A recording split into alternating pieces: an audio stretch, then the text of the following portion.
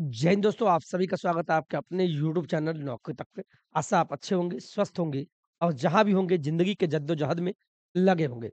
पुरानी बातों से सीख कर पुरानी बातों से भूलना नहीं है, उससे सीखते हुए आगे की तैयारी में जुट जाएँगे। क्योंकि नौकरी तक का हमेशा मोटो रहा है कि आपको सही चीज़ सही तरीके से आपके सामने पेश करते गए। मैं फिर से बोलूँगा जो लोग जो हमारे साथी काउंसलिंग में जा रहे हैं, जिनका सिलेक्शन हो चुका है, वो तो बहुत खुश होंगे और जिनका नहीं हुआ है, वो वाक़ई में मैं कमेंट के माध्यम से देखता हूँ मैं उनके दुःख में साथ इसलिए भी हूँ, चूँकि एक शिक्षक का काम होता है उनको दुःख से उबारना। लेकिन दुखी होना लाज़मी है, लेकिन बिल्कुल दुःख मत होना, चूँकि आपके स्क्रीन पे एक चीज़ देख सकते हैं। ये हमारे आदरणीय के पाठक जी, अपर मुख्य सचिव, इन्होंने कल लगभग 2-3 जगह दौरा किया, जिसमें शिवहर से एक न्यूज़ आ रहा है। उन्होंने साफ शब्दों में कहा कि हर साल अब वैकेंसी आएगी। हर साल अब वैकेंसी आएगी, यानी बीपीएससी के थ्रू, यानी अब तीसरा फ़ेज़ आने को है। यानी मैं साफ शब्दों में कहूँ आप सभी के लिए एक चीज़ जान लीजिए, ये जो है यानी बीपीएससी, बीपीएससी आपका एग्ज़ाम लेगा, तो बीपीएससी का कन्फर्म है प्रत्येक साल आएगा। इसका मतलब है कि टीआरई 3.0 आने की पूरी संभावना है।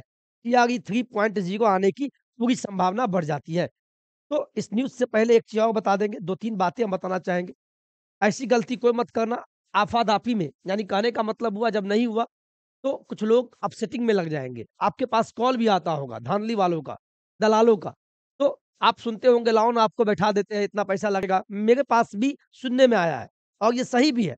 लेकिन ऐसा धांधली बिल्कुल नहीं चलता है। इसी बीच आप देख सकते हैं कि अपने जगह पे दूसरे को बैठाकर एग्ज़ाम दिलाने वाले गैंगस्टर लोग को लगभग चिन्हित किया गया। इसमें 39 अभ्यर्थियों पे आजीवन बैन लगा दिया गया।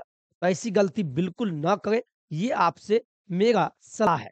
बात बाकी आप समझदार हैं, नौकरी तक में सभी पढ़े-लिखे ही जुटे हुए हैं। तो देखते हैं ये पटना से दूसरे चरण की शिक्षक नियुक्ति परीक्षा में अपनी जगह पे दूसरे को परीक्षा में बैठाने के कारण बीपीएससी ने 49 अभ्यर्थियों को आयोग किसी भी परीक्षा में बैठने के लिए आजीवन डिबार्ड कर दिया। इन अभ्यर्थियों के नामों की सूची पिता के नाम व जन्म तिथि के साथ वेबसाइट पर जारी कर दिया गया है। अगर आपको विश्वास नहीं हो तो आप गूगल खोलना, गूगल में जाके वहाँ देख सकते हैं। जैसे यहाँ देखिए, जब आप गूगल खोलते हैं, ये गूगल में मारिएगा बीपीएससी, जैसे ही बीपीएससी आप खोलते हैं, बीपीएससी जैसे ही आप खोलते हैं, तो आपके जगह पे ठीक है, थोड़ा बैटरी भी डाउन हो गया, तो इसके लिए हम क्षमा चाहेंगे। मैं इसका 1 सेकंड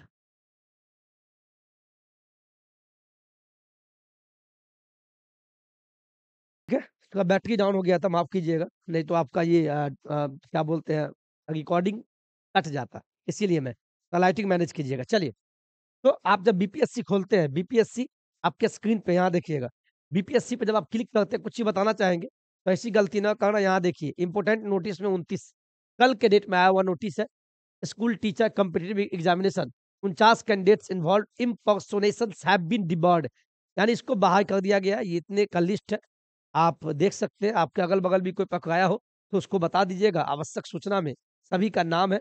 ये आपके लिए ज़रूरत नहीं है, लेकिन आप ऐसी गलती ना करना, इसीलिए आपको हम बताने का प्रयास किए हैं। अब आते हैं दूसरे पॉइंट पे। एक चीज़ और बता दें आप सभी के लिए कि ये फिलहाल मधुबनी का है। मधुबनी में काउंसलिंग चल रहा है, जिनका भी सिलेक्शन हो गया है। तो जो लोग का छूट गया, जिन लोगों का अदर स्टेट से आ गया, छूट गया है। ठंडी भी बढ़ चुकी है। तो आप अगर जिनका छूट भी गया हो, तो एक चीज़ आपको हम बताना चाहेंगे, बिल्कुल नहीं घबराना। यहाँ नीचे पढ़िए, यहाँ देखिए 4 से लेके 7/1 यानी अगले साल 4 जनवरी से लेके 7 जनवरी तक जितने भी छूटे हुए सभी अभ्यर्थी का काउंसलिंग होगा। अगर छूट भी जाए इस साल तो बिल्कुल नहीं घबराना। अगले साल 4 से लेके 7 तारीख तक 7 तक आपका जिस भी जिला आवंटन हुआ है, वहाँ जाके आप डीवी यानी काउंसलिंग करवा लेना। कोई घबराने की बात नहीं है, ठीक है? कोई ज़्यादा घबराने की बात नहीं है। अदर जिला में भी 38 जिला में भी होगा, तो यही काम होगा। डेट याद रखिएगा 4 से लेके 7, 4 से लेके 7 जनवरी अगले साल 4, 5, 6, 7 4 दिन चलेगा। बचा हुआ जितना भी है 1 टू 5, 6 टू 8, 9th 10th 11वीं 12वीं किन्हीं का भी काउंसलिंग छूट गया तो इस डेट में जाके आप करवा लीजिएगा, ठीक है? अब आते हैं मुद्दा पे, इसका आप स्क्रीनशॉट ले लीजिए। ये मधुबनी का है, लेकिन सभी जगह आएगा। स्क्रीनशॉट ले लिया? चलिए, हम बात करते हैं इस पे। क्योंकि अहम मुद्दा ये है जिनका नहीं हुआ है वो घबरा सा गए कि बहाली अब आएगी कि नहीं, कितना अटेम्प्ट मिलेगा। मैं आपको बता दूं बहाली तो हर साल आएगा, ये हम नहीं बोल रहे, ये हमारे आदरणीय के पाठक साहब ने बोला है। तो क्या बोला है इसको हम देखते हैं, ठीक है? इसको हम थोड़ा पढ़ के बता देते हैं जिससे कि आपको समझ में भी आवे कि क्या बोल रहा है। ये शिवहर से न्यूज़ है। शिक्षा विभाग के अपर मुख्य सचिव के पाठक ने शुक्रवार यानी बीते दिन शिवहर पहुंचकर जिले के विभिन्न स्कूलों का निरीक्षण किया। साथ ही डीआरसीसी में पहुंचकर वहां चल रहे नवनियुक्त शिक्षकों के काउंसलिंग की स्थिति का जायजा भी लिया कि काउंसलिंग कैसा चल रहा है, डीबी में धांधली तो नहीं हो गए, बच्चे परेशान तो नहीं हो गए। ये सारी चीज का जायजा लिया।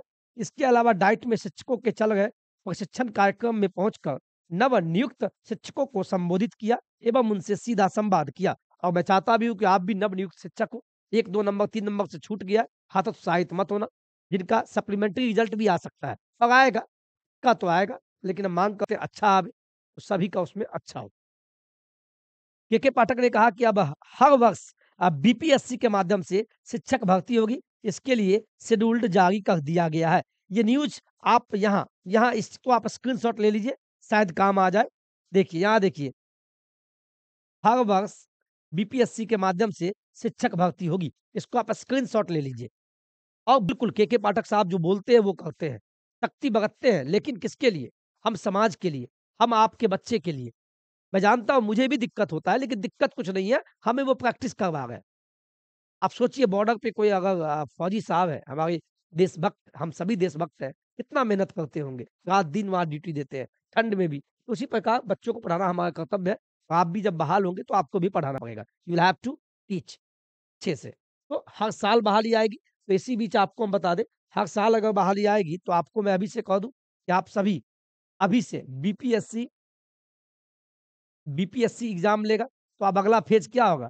टीचर रिक्रूटमेंट एग्ज़ामिनेशन 3 ये थर्ड फ़ेज़ आएगा। प्रत्येक साल बहाली आना है, तो इसमें बहुत सारे लोग बोलेंगे, सर अभी मेरा जैसे कि 2022 से 24 सेशन है।